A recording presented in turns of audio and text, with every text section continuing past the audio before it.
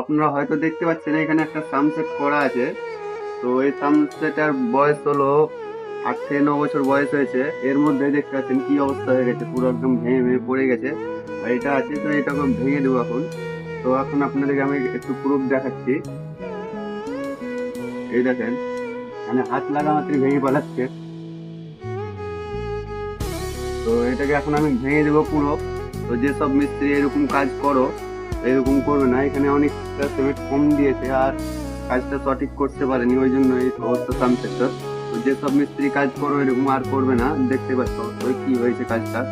বাড়ি মালিকের লস এবং মিস্ত্রিরও পয়সা, যত কাজ করেছে তো সবই লস হয়েছে।